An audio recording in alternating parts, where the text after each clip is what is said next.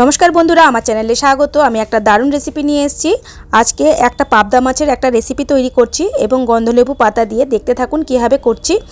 আর প্রথমে পাবদা মাছগুলোকে আমি নুন হলুদ দিয়ে ভালো করে মেখে নেব। পাবদা মাছগুলো এত বড় বড় ছিল যে প্লেটের মধ্যে আমার ধরছিল না, তাই আমি এবারে গরম তেল হয়ে যেতেই আমি কি করব, মাছগুলোকে একটু সামান্য আটা মেখে নিয়ে আমি মাছগুলোকে ভেজে নেব।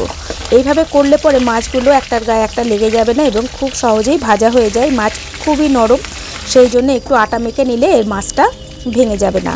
এইভাবে তোলার পরে আমি প্রত্যেকটা মাছ ভাজা হয়ে গেছে এবং তার মধ্যেই আমি দিয়ে দিচ্ছি কালো জিরে ফোড়ন, সর্ষে, কাঁচা লঙ্কা, পোস্ত দিয়ে আমি বেটে নিয়েছি। আর মধ্যে একটুখানি জিরে গুঁড়ো, লঙ্কা গুঁড়ো আর দিয়ে দিয়েছি হলুদ, পরিমাণ মতো নুন দিয়ে আমি মশলাটাকে কষিয়ে নেব।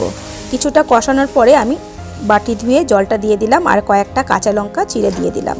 মাছটা এর মধ্যে দিয়ে দিলাম, দিয়ে এর মধ্যে খানিকটা গরম জল দিয়ে দিলাম যতটা ঝোলের প্রয়োজন, এবং মাছগুলো সেদ্ধ হতেও সময় লাগবে।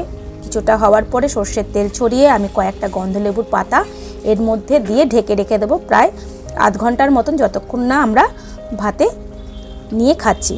ঠিক এইভাবে একবার করে দেখবেন, দুর্দান্ত হয়। আমি এই প্রথমেই বানিয়েছিলাম, কিন্তু এত অসাধারণ হয়েছিল খেতে। গন্ধলেবুর পাতাটা তো জাস্ট বলা যাবে না, এত সুন্দর লাগছিল খেতে। যারা গন্ধলেবু পছন্দ করেন তাদের কাছে তো অসাধারণ লাগবে।